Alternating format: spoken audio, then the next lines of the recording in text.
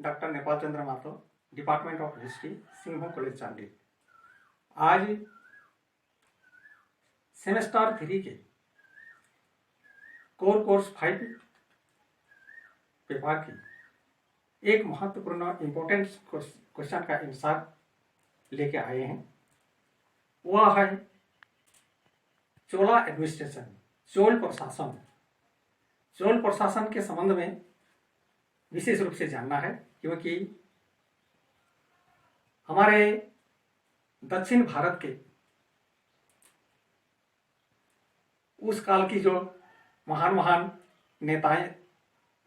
राजनेता, महान महान राजाओं का आविर्भाव हुआ, और ये लोग अपने अपने शासन काल में अपना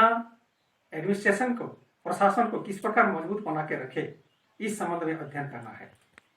जैसे कि करिकाल, राजराज, आदित्य, हमारे राजेंद्र प्रथम आदि विभिन्न नेताएं, विभिन्न राजाएं अपना काल में शासन व्यवस्था को इतना सुंदर सुदृढ़ बना के रखे। केंद्रीय शासन व्यवस्था, प्रांतीय शासन व्यवस्था, अपना गांव में जो स्तरीय लोकल जो सेल्फ स्वशासन की जो व्यवस्था, ये सारे विविध चीजों पर ये लोग अपने शांतिपूर्ण ढंग से इतने सुंदर नीतियों का अवलोकन किए, इतने सुंदर नीतियों को ये लोग अपना प्रशासन के रूप में उसको अपनाए हैं, और अपना साम्राज्य को ये लोग समृद्ध बना के रखे थे। इस संबंध में आज हम लोग प्रारंभ करेंगे कि चोल प्रशासन क्या थी, इसका क्या क्या पार्ट्स था, क्या क्या इसके मतलब अपना आयाम थी, ये सारे विशेषताएं थी, ये सारी चीजों के बारे में हम लोग को आज अध्ययन करना है। तो चोल एडमिनिस्ट्रेशन, चोला एडमिनिस्ट्रेशन, चोल प्रशासन दक्षिण भारत के राजाओं में केरिकाल का समय से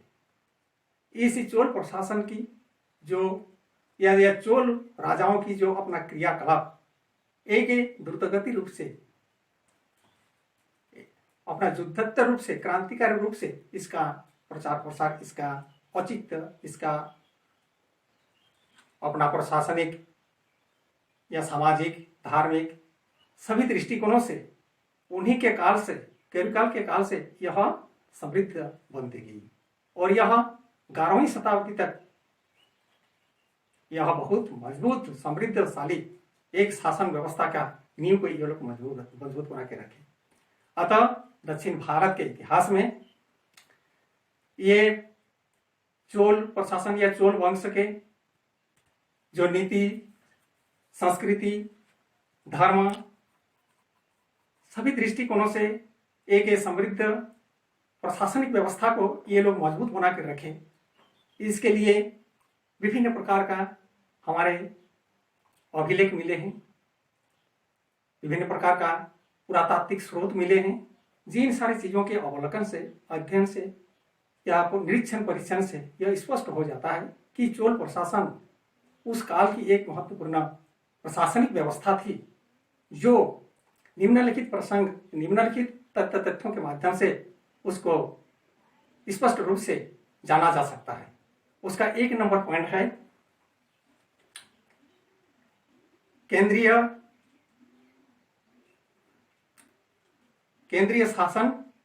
और राजा का अस्तित्व, केंद्रीय शासन और राजा का स्थान, central administration and position of the king. किसका केंद्रीय शासन व्यवस्था कैसी थी, सेंट्रल व्यवस्था क्या था, कहा जाता है केंद्र एक चोल प्रशासन एक विशाल क्षेत्र में था। एक विशाल क्षेत्र में होने के नाते उसका प्रांतीय जो व्यवस्था विभिन्न जगह पर किया गया था, क्योंकि और उसका राजधानी भी अलग अलग किया गया था, क्योंकि एक राजधानी नहीं थी, क्योंकि विशाल क्षेत्र का ये लोग ये अपना अधिकार जमा लिए थे। उनका राज्य विशाल राज्य था। अतः विशाल राज्य को, शासन व्यवस्था को सुचारू रूप से चलाने के लिए ये लोग एक ऐसे नीति को अपनाए कि केंद्रीय, प्रांतीय, स्वशासन, ऐसे मतलब अपना व्यवस्था को ये लोग बना के रखे। तो विशाल क्षेत्र क्या, जो मतलब विशाल उन लोगों का शासन व्यवस्था, उसके लिए राजा के अधिकार मुख्य होता था। राजा प्रथम स्थान पर होते थे, क्योंकि राजतंत्रात्मक संगम काल के समान वह भी राजतंत्रात्मक शासन व्यवस्था का ही अंश था। और चोल सम्राटों ने, नरेशों ने अपने शासन व्यवस्था को, केंद्रीय शासन व्यवस्था को मजबूत करने के लिए ये लोग उसको विभिन्न केंद्रों में उसको बांटे और अपना राजधानी भी अलग अलग रखे। अभी केंद्रीय शासन व्यवस्था के संचालन के लिए ये लोग अपना नीति बनाए थे कि केंद्र की जो राजा है, राजा के सहयोग देने के लिए कोई मंत्री परिषद नहीं होगा। मंत्री परिषद का उन लोगों का व्यवस्था नहीं था, लेकिन मंत्री परिषद के बदले में एक विशाल कर्मचारियों का उन लोगों का संगठन था। विशाल कर्मचारियों का संगठन, जिस कर्मचारियों के संगठन को जमात कहा जाता था। उस जमात के माध्यम से, कर्मचारियों के माध्यम से जनजीवन के या विभिन्न क्षेत्र के जो भी व्यवस्था हो, न्यायिक व्यवस्था, धार्मिक दृष्टिकोण से कई असुविधा हो जाए तो उसके लिए व्यवस्था करना, आर्थिक दृष्टिकोण से भी किस विभिन्न प्रकार के मतलब कुछ अर्थतंत्र में, जैसे कि अकाल, महामारी या कोई भी विभिन्न प्रकार की कोई प्राकृतिक दुर्योग अगर हो जाए तो इसका सर्वेक्षण करना, निरीक्षण करना और उसका सर्वेक्षण करके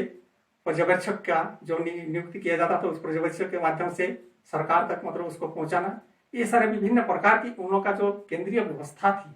वह एक कर्मचारियों के माध्यम से ही चलाया जाता था, जिस कर्मचारी के संघ को जमात के नाम से जाना जाता है। अभी ये जमात कर्मचारी अपना शासन शक्ति को सुचारू रूप से चलाने के लिए उन लोगों के ऊपर कुछ अधिकारियों का नियम बनाया गया था। अतः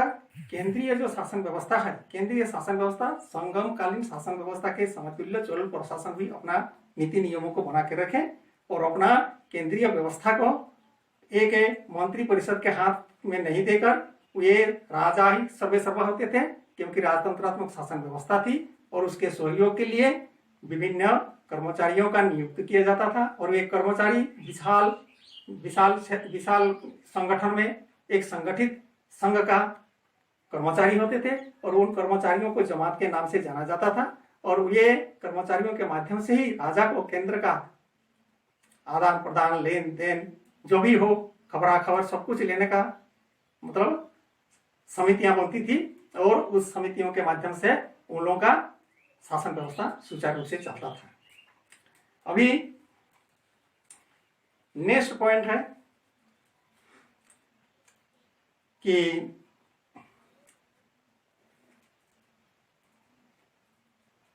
उन लोगों का उत्तराधिकारी की जो व्यवस्था थी, राजा, राजतंत्रात्मक शासन व्यवस्था, राजा अपना उत्तराधिकारी मरने के पहले ही, अपना मृत्यु के पहले ही उत्तराधिकारी को ये बना देते थे। यही सबसे बड़ा एक तो उन लोगों का खूबी थी, क्योंकि उत्तराधिकारी अपना जो वंशज थे, अपना राजकुमार, उस राजकुमार को उत्तराधिकारी के रूप में बैठा दिया जाता था और स्वयं राजा उसको राजत्व देकर अपने गुणों का, सद्गुणों का उस राजकुमार को शिक्षा मिलती थी, ज्ञान मिलती थी। अतः दूसरे राजाओं के जैसा या दूसरे वंश के राजाओं के जैसा उन लोगों का मरने के बाद राजा मरेगा, उसके बाद उत्तराधिकारी के लिए युद्ध या झंझट हमारा विभिन्न प्रकार की होगी, उसके बाद राजा बनेगा। तो ये या कोई कमजोर राजा बन जाएगा, कोई कम एज में बन जाता है, बना है, जिसके चलते उसका शासन व्यवस्था सुचारू रूप से चलना मुश्किल हो जाता है। लेकिन इन लोगों को चोल प्रशासन की यह भी एक विशेषता थी कि उन लोगों का उत्तराधिकारी राजा के रहते हुए मतलब उत्तराधिकार का चयन किया जाता था और वह राजकुमार को यह इससे सहूलियत मिलता, ज्ञान मिलता, अपना शक्ति मिलती कि किस प्रकार हमको शासन को चलाना है, हमारे पूर्वज किस प्रकार ये देश की रक्षा किए हैं, कैसे हमको युद्ध करके हो या जो जिस प्रकार भी हो दूसरे राज्यों को कैसे जीतना है, कैसे आगे बढ़ना है, ये सारे विभिन्न प्रकार के क्रियाकलापों का वह ज्ञाता बन जाता था। अतः उत्तराधिकारी का जो मतलब उन लोगों का व्यवस्था थी, यह व्यवस्था भी बहुत सुंदर व्यवस्था थी। ये उन लोगों का शासन व्यवस्था का ही, केंद्रीय शासन व्यवस्था का ही मतलब ये आयाम माना जाता है। अभी नेक्स्ट एक पॉइंट के रूप में पकड़ेंगे हम लोग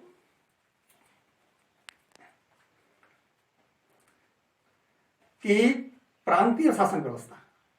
प्रोविंशियल एडमिनिस्ट्रेशन। प्रांतीय शासन व्यवस्था किस प्रकार की थी? ये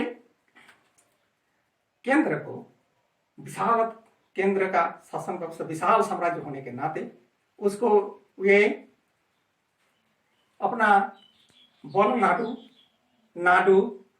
इसी प्रकार मतलब कहते थे, मतलब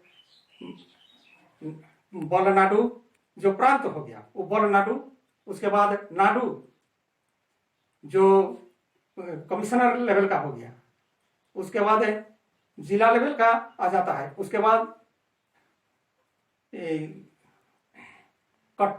कट्टरम कर्रम या कट्टरम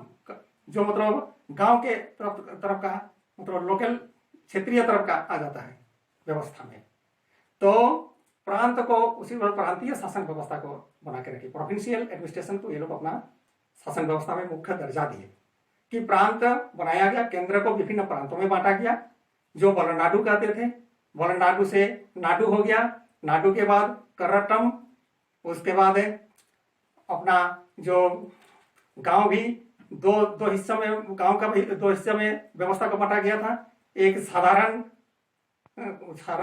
करटम और एक हो गया जैसे कि कोई गुणी ज्ञानी व्यक्तियों को या अच्छे व्यक्ति को राजा दान में कुछ गांव दे देते थे, वो गांव भी एक मतलब होता था जिसको कहा जाता था, वे सब गांव को कहा जाता था चतुर्वेदी मंगलम। दान दक्षिणा में जो गांव दिया जाता था, गांव दे दिया जाता था। कोई मानिए कि विद्वान आदमी है, कोई राजा के लिए बहुत अच्छा किस्सा सुनाता हो, कोई राजा को सद ज्ञान देता हो, राजा के लिए मतलब अच्छे व्यक्ति होते थे या जो गुणी ज्ञानी व्यक्ति होते थे, विद्वान व्यक्ति होते थे, वैसे व्यक्तियों को राजा क्या करते थे, गांव के कुछ अंश दे देते थे कि अमुक अमुक गांव का आपको दान में उनको दान में दे दिया जाता था। उस दान को कहा जाता था चतुर्वेदी मंगलम, और उसके जो साधारण गांव है उसको कहा जाता था पूर्व। और चतुर्वेदी मंगलम जो है ना, उसके जो सभा होता था उसको सभा कहा जाता था। उसके जो मतलब चलाने वाले, उसका व्यवस्था रखने वाले, जो भी कर वगैरह कलेक्शन करने वाले, उसको सभा कहा जाता था। और ये जो ऊपर वाला जो है साधारण जो कर रकम है उसका होता था पूर्व, उसके कहा जाता था पूर्व। और उसके जो मतलब कलेक्शन करने वाला जो भी होता था उससे कहा जाता था उरार। उर का ही उर के उरार हो गया, और चतुर्वेदी मंगलम का सभा हो गया। इसी प्रकार गांव का व्यवस्था रखा गया था। तो प्रांतीय व्यवस्था, जिला स्तर की व्यवस्था, उस समय कहा जाता है कि जो आईएएस लेवल का ऑफिसर, जो मतलब उस लेवल के जो आजकल के वर्तमान युग में जो है, उन लोगों को वे लोग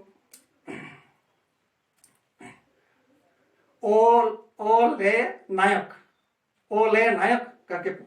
उसी स्तर का मतलब एक अधिकारी होते थे, जो आजकल का हम लोग का आईएएस लेवल का अधिकारी है। ओले ले नायक कहे जाते थे। तो उन लोगों का व्यवस्था, प्रांतीय व्यवस्था भी इतनी सुंदर थी कि जनताओं को या राजाओं को प्रजा के प्रति सहानुभूति, प्रजा के प्रति प्रेम, प्रजा के प्रति जो संबंध, जिस प्रकार का संबंध हो, कोई अन्याय अत्याचार करता है तो भी उसको खबराखबर नीचे स्तर से ऊपर तक उनको स्पष्ट रूप से मिल जाता था, जिससे कि न्याय करने में, न्याय का जो विचार करने में राजा को कोई कठिनाई नहीं करना पड़ता था, क्योंकि न्याय व्यवस्था आगे करेंगे उसका अध्ययन करेंगे। तो ये जो मतलब व्यवस्था थी बलनाडु, प्रांतीय व्यवस्था में बलनाडु, नाडु, कट्टम या कर्रटम, उसके बाद कर्रटम भी दो भाग में बांट गया। साधारण जो हो गया उसको उसका उड़ाक हो जाता है संगठित करने वाला, और जो चतुर्वेदी मंगलम उसका हो जाता है सभा। इसी प्रकार प्रांतीय व्यवस्था भी एक सरल सीधा रूप से बनाया गया था, मजबूती से बनाया गया था, लेकिन सरल था और राजा को विभिन्न प्रकार की सूचनाएं स्पष्ट रूप से मिल जाती थी। उनको किसी प्रकार की कोई असुविधा नहीं होती थी। कर वसूल करना, आर्थिक दृष्टिकोण से कोई सहयोग करना सीधे जनता के पास पहुंच जाता था, और जनता का खबराखबर भी न्याय प्रशासन की जो चीज बाधा इतने सुंदर बनाया गया था प्रांतीय व्यवस्था की, मतलब वह स्पष्ट रूप से वहां तक पहुंच गया था। और इसके लिए ये लोकल एडमिनिस्ट्रेशन जो स्वशासन की व्यवस्था है उसका स्थान भी मुख्य स्थान भी है कि लोकल जो एडमिनिस्ट्रेशन है वह इसी प्रांतीय व्यवस्था के आलोक में गांव से लेकर केंद्र तक इतने सुंदर मतलब उसका व्यवस्था किया गया कि नीचे स्तर का लोकल जो व्यवस्था है, लोकल व्यवस्था के लिए ये कुछ सिद्धांत भी बनाए। उसके लिए लोकल एडमिनिस्ट्रेशन गांव तक आ गया। अभी गांव तक आने के बाद कोई कृषि के क्षेत्र में है, आर्थिक दृष्टिकोण से जंगलों को, वन जंगल से मतलब जो कलेक्शन होता था, नाव के द्वारा जो कलेक्शन होता था, या अपना जो क्षेत्र में जो कृषि कर्म करने वाले किसान गांव से जो कर कहा जाता है कि 1/3 अंश कर लिया जाता था उन लोगों के काल में चोल प्रशासन के नियम अनुसार, और 1/3 कर सीधे मतलब राजा के पास पहुंचता था, केंद्र तक पहुंचता था। लेकिन उस समय जितने भी कर्मचारी हो, ऑफिसर हो, जो भी हो, जिस पद में काम करते हो, सेना हो, जो हो, किन्हीं को मतलब आर्थिक राजकोष से आर्थिक कोई वेतन नहीं दिया जाता था, बल्कि उन लोगों को दिया जाता था कोई किन्हीं को जमीन दे दिया गया, किन्हीं को 5 ठो गांव दे दिया गया कि ठीक है 10 ठो गांव दे दिया गया कि उसी से आप मतलब अपना कलेक्शन करेंगे, आपका व्यवस्था बना के अपना कलेक्शन कीजिए और मुझे भी कलेक्शन करके अपना इधर का जो नियम है उस नियम अनुसार राजा तक, अपना केंद्र तक अपना व्यवस्था को बढ़ा के रखिए। इसी प्रकार था उस समय राजकोष से अर्थ देने का, रुपया पैसा देने का ये सब कुछ नियम नहीं था। अभी नीचे की जो स्तर है गांव, अभी गांव के ये जो आर्थिक दृष्टिकोण से, नैतिक दृष्टिकोण से, सामाजिक दृष्टिकोण से, या किसी प्रकार का कोई केस आ जाए, किसी प्रकार की कोई मतलब असमंजस्य आ जाए, कानूनी कार्रवाई आ जाए, तो उसके लिए समितियों का बड़ी महत्वपूर्ण स्थान था। सभा का, समिति का, जिस समिति के विभिन्न समिति होता था, एक समिति नहीं। गांव में विभिन्न गांव के जनता के आलोक में विभिन्न प्रकार का समितियों का बनाया जाना, यह स्पष्ट हो जाता है कि लोकतंत्रात्मक शासन व्यवस्था का इंगित हमारे चोल प्रशासन, राजतंत्र होते हुए भी लोकतंत्रात्मक शासन व्यवस्था के हुए बड़े पुजारी थे। उनके सिद्धांतों से स्पष्ट हो जाता है, क्योंकि समिति जहां आ गया, सभा जहां आ गया, साधारण जनता के एक एक विचारों को, एक एक दुख दर्द को देखने का नियत जहां आ गया, जिन महात्माओं के, जिन पुण्यात्माओं के, जिन राजाओं के, जिन प्रशासक के हृदय में रहेगा, तो मानिए कि उनका प्रशासन का वह एक अभिन्न अंग हो जाता है। क्योंकि लोकतंत्रात्मक व्यवस्था का भी झलक चोल प्रशासन में देखने के लिए मिल रहा है। समिति, विभिन्न समितियों का जो संगठन, उस समिति के माध्यम, समिति के जो मतलब होते थे उसे कहा जाता था बेरियम। उस समिति के सदस्य होते थे बेरियम। अभी बेरियम का क्या है, बेरियम का मतलब क्या क्या उनका नियुक्ति होने का क्या, उसका अहर्ताएं क्या है, उसके लिए भी अहर्ताएं बनाया गया था कि किसी को भी बेरियम का पद नहीं दिया जाएगा, उसके लिए उसका अहर्ता होना चाहिए। तो उसके अहर्ता में होता था कि वह व्यक्ति जो वेद का ज्ञाता होना चाहिए, विशेष करके ब्राह्मण वर्ण होना चाहिए, वेद का ज्ञाता होना चाहिए, 35 से 70 वर्ष के बीच का व्यक्ति होना चाहिए, मतलब अच्छे व्यक्ति, प्रबुद्ध व्यक्ति होना चाहिए। ऐसे नहीं कि इधर नीचे का ले लेंगे या 70 के बाद ले वो सब भी चलेगा, ऐसे नहीं। 35 से 70 के बीच का व्यक्ति होना चाहिए। उसके बाद ये किसी राजद्रोही नहीं होना चाहिए या कोई कानूनी दृष्टिकोण से मतलब ये कोई अन्यायी नहीं होना चाहिए, दिवालिया नहीं होना चाहिए। इसके बाद उसके भीतर और भी बहुत सारे नियम बनाया गया था कि वह जनता के साथ संबंध स्थापित करने में एक समता की भावना होना चाहिए। ऐसे नहीं कि अपना पक्ष रखें, वैसे भावना वाला व्यक्ति को ये लोग नहीं रखते थे, क्योंकि ये लोग व्यक्तित्व के, वह समिति के जो सदस्य होते थे बेरियम, उसका व्यक्तित्व कहने का तात्पर्य है कि बहुत उच्च कोटि का व्यक्ति होना चाहिए, क्योंकि राजा का संपूर्ण विचार प्रांतीय हो जो भी हो उसी पर निर्भर करता है। गांव घर का जो विचार है, क्योंकि गांव घर का विचार ही सबसे बड़ा विचार होता था उन लोगों के राजतंत्रात्मक शासन व्यवस्था में, चोल व्यवस्था का, और राजा केवल उसको अपना मूर्त रूप देते थे। इसके लिए सबसे महत्वपूर्ण चीज थी हमारे समितियां। अतः समितियों का जो व्यक्ति होगा, समिति का जो सदस्य होंगे, उस सदस्य का चरित्र के लिए उसी प्रकार की उसका अहर्ता रखा गया है। उस अहर्ता के व्यक्ति को ही जो वेद का ज्ञान हो, वेद वेदांगों के बारे में ज्ञानी व्यक्ति हो, विद्वानी व्यक्ति हो, 35 से 70 वर्ष का आदमी होना चाहिए, कोई राजद्रोही नहीं होना चाहिए, उनका व्यवहार जनता के प्रति सहानुभूति, शालीनता, सदाशयता व्यवहार करने वाला व्यक्ति होना चाहिए। कौन कैसा व्यक्ति होता है वो कौन नहीं जानता है, उसके लिए विद्वता सबसे बड़ा चीज है, क्योंकि उसी पर संपूर्ण व्यवस्था टिका हुआ रहता था। तो ये समितियों के माध्यम से हमारे लोकल जो एडमिनिस्ट्रेशन था, लोकल सेल्फ एडमिनिस्ट्रेशन, उसको सुचारू रूप से बनाया गया था। उन लोगों का चोल प्रशासन हमारे इतिहास के पृष्ठ में, इतिहास के अंश में शरणाक्षरों से दक्षिण के प्रमुख शक्तियों में चोल वंश का जो शासन व्यवस्था है, दक्षिण की प्रमुख शक्तियां कौन? संगम वंश, हुन वंश, सुंग वंश, कुषाण वंश, परमार वंश, चोल वंश, राजपूत वंश, ये सारे जो विभिन्न प्रकार की दक्षिण की प्रमुख शक्तियां समय समय पर उभरी, जिसका जितना काल हो। जैसे कि इस काल के ये जो महान महान नेता थे, महान जो मतलब हमारे सम्राट थे, ये सम्राटों के काल में चोल प्रशासन एक लंबे समय तक चला था और उसका प्रशासन का व्यवस्था बहुत सुंदर था और उसका साम्राज्य विस्तार तो भूरी भूरी प्रशंसा किया जाएगा। उस जमाने में विशाल साम्राज्य का अधिपति, लेकिन उतने बड़े साम्राज्य के शासन व्यवस्था को सुचारू रूप से चलाने के लिए उन लोगों का जो नीति है, विधान है, चोल प्रशासन की जो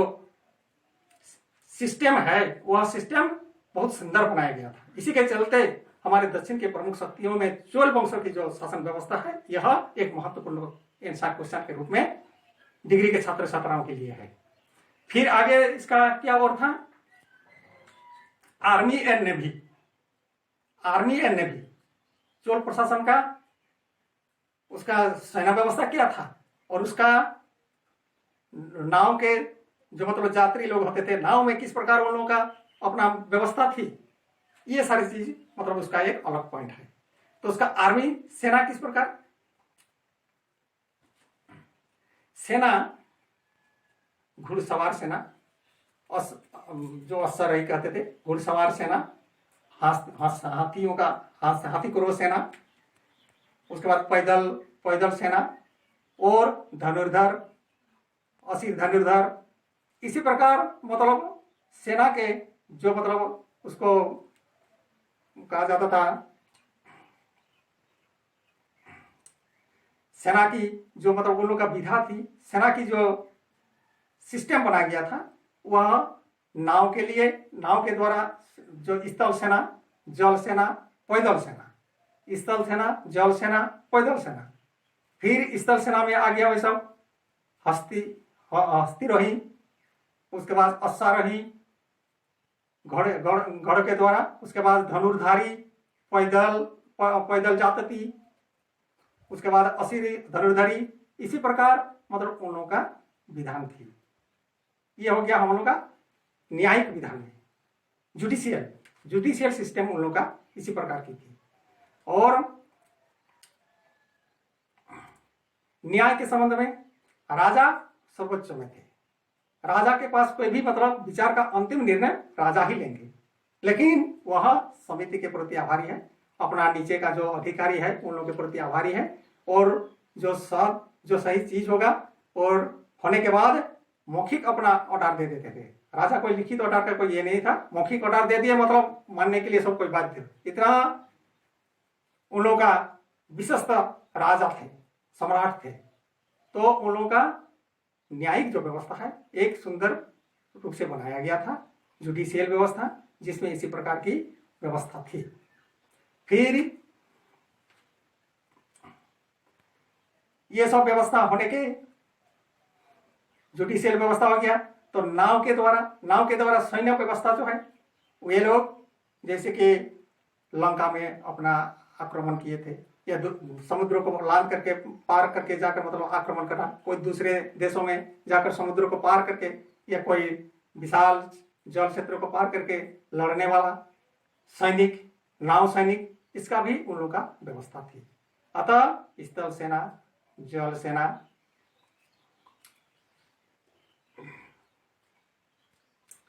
ये सब व्यवस्था थी। पैदल सेना लेकिन विशाल था, पैदल सेना का संख्या बहुत थी, और ये सेनाओं को केवल वेतन के रूप में केवल कोई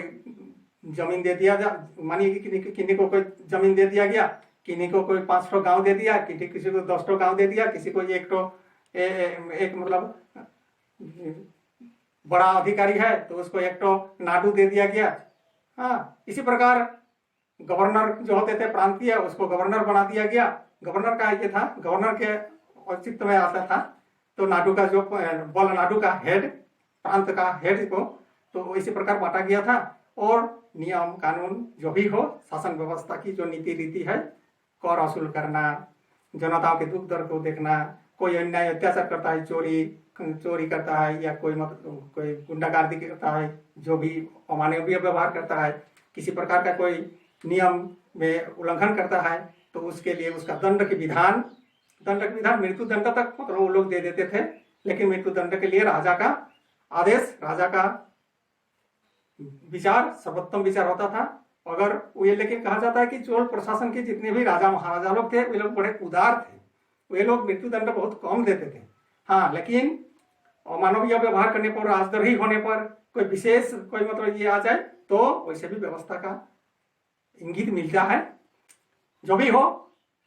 सारे दृष्टिकोण से चोल प्रशासन की जो व्यवस्था है, चोल राजाओं का जो प्रशासनिक व्यवस्था है, वह एक दक्षिण भारत के इतिहास में दक्षिण भारत के लिए एक महत्वपूर्ण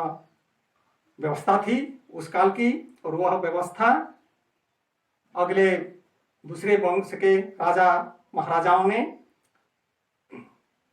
भी उसको अपनाए, और वह जनतंत्रात्मक शासन व्यवस्था को भी इंगित करती थी। इसी प्रकार उनका लोकल एडमिनिस्ट्रेशन बहुत अच्छी थी, सैनिक व्यवस्था बहुत अच्छी थी, और केंद्रीय और प्रांतीय जो व्यवस्था है, स्वशासन की जो व्यवस्था है, ये सारे बहुत सारे सुंदर ढंग से उसको बनाया गया था। उसके लिए विभिन्न पदों का जो सृजन करके बनाया गया था, उस जमाने में उस नाम से उसको पुकारा जाता था। और ये कर 1/3 हिस्सा जमीन कर, या कोई अपना जो व्यवसाय वगैरह करते थे उन व्यवसायियों से, पूंजीपतियों से कर जो वसूला जाता था, वह सीधे राजा के पास पहुंचता था, लेकिन एक सिस्टम से। और वह वहां से जितने भी कर्मचारी होते थे, अपना जमात का संगठन की कर्मचारियों को, या और भी जो मतलब अधिकारी होते थे, उन लोगों को उसी प्रकार वेतन की व्यवस्था थी। कोई उस समय तक वे लोग कोई आर्थिक रुपया पैसा, टका कौड़ी, टंका उनका देने का ये व्यवस्था नहीं था। ये सारे विभिन्न चीजों को देखने से यह स्पष्ट हो जाता है कि चोल प्रशासन हमारे दक्षिण भारत के इतिहास में, दक्षिण भारत के उस काल की जो जो काल थी, उस काल के समय की एक जो महान वंश थी, वह वंश चोल वंश, जिस वंश की शासन व्यवस्था एक सुदृढ़ समृद्धशाली सौहार्दपूर्ण वातावरण बनाकर साधारण जनताओं से राजा तक किसी प्रकार की कोई उन लोगों में कोई भिन्नता नहीं थी, बल्कि वे लोग उदार नीतियों का अवलंबन कर जनताओं को, अपना नागरिकों को उतने विशाल क्षेत्र का एक छत्रपति अधिकारी बनकर, इसीलिए राजाधिराज कहलाते थे वो लोग, राजाधिराज का भी उपाधि अपना लिए थे। और वे लोग कहा जाता है कि बहुत सारे जो कर था, करों को बहुत राजाओं ने हटा भी देते थे। कोई महामारी, प्लेग या कोई प्राकृतिक दुर्योग हो जाए, किसी प्रकार की कोई किसी प्रकार की कोई घटना घटित हो जाए, तो इसके लिए उन लोगों के राजा के माध्यम से, राजकोष से उन लोगों को विभिन्न प्रकार का दान दक्षिणा दिया जाता था। और मंदिर पूजा पाठ के लिए तो चोल प्रशासन की भूरी भूरी प्रशंसा किया गया है। इतने राजा महाराजा लोग, इतने वे लोग आध्यात्मिक विचार के थे। उदार नीति क्या उन लोगों का विचार था, उदार विचार था कि उन लोग सात्विक जीवन भी व्यतीत करते थे। उन लोग अपना ईश्वर के प्रति अटूट श्रद्धा भक्ति रखते थे। बड़े बड़े मंदिर, बड़े बड़े जो अपना पूजा उपासना की उन लोगों का जो मतलब सम्मेलन होता था, वह सम्मेलन राजाओं के गढ़ में, राजप्रसाद में, राज प्रांगण में जो सभा होता था, यज्ञ होता था, यह विशाल विशाल यज्ञों का वे लोग आयोजन करते थे। उन लोगों का अपना धार्मिक जो विचार थी, जिसके चलते विभिन्न राजाओं का मूर्ति भी उस मंदिरों में लगा दिया गया था कि अमुक राजा का मूर्ति, क्योंकि ये उसके प्रति उस महान भक्त थे, तो राजाओं का मूर्ति, जैसे कि हम लोग फोटो वोटो लगाते हैं, उसी प्रकार उन लोग का मूर्ति बना दिया जाता था। इतने राजाओं का धर्म के प्रति आसक्ति थी। अतः सारे दृष्टिकोण से देखा जाए, हमारे दक्षिण भारत के इस जो महान एक चोल वंश की जो मतलब शासन व्यवस्था, चोल वंश की रीति नीति, आगे तो इसका संस्कृति के बारे में अलग अध्ययन करना होगा। इसका जो प्रशासनिक व्यवस्था, विशेष करके प्रशासनिक व्यवस्था एक सुस्पष्ट रूप से एक राजतंत्रात्मक होते हुए भी जनतंत्रात्मक व्यवस्था का, लोकतंत्रात्मक व्यवस्था का सूचक रहा है। और उन लोगों के शासन व्यवस्था इतनी सुंदर बनाया गया था कि तमाम जनताओं से लेकर उच्च तक असमानता कदापि नहीं थी। कहा जाता है कि कोई मानिए केस आ गया और केस के चलते उसका कोई गवाही नहीं है, कौन गवाह देगा? ऐसा भी बहुत सारे केस हो जाता है। अभी समिति का सदस्य भी कुछ नहीं बता पाते हैं, अधिकारी लोग भी कुछ नहीं बता पाते हैं, क्या करेंगे क्या नहीं। राजा भी नहीं समझ पाते हैं कि भाई इसको क्या दंड दिया जाए, इसको मृत्यु दंड दिया जाए कि अर्थदंड लिया जाए कि इसको मतलब कहीं कैद में डाल दिया जाए, क्या किया जाए। तो ऐसे स्थिति में कहा जाता है कि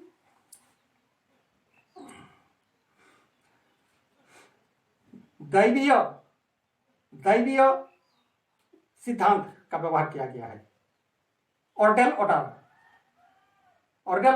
था कि दैवीय उनका मतलब आदेश होता था, दैवीय आदेश दे दिया जाता था कि ईश्वर के ऊपर छोड़ दिया जाता था कि ईश्वर मतलब मानिए कि कोई टंका मार दिया गया, जो नेगेटिव पॉजिटिव जो आया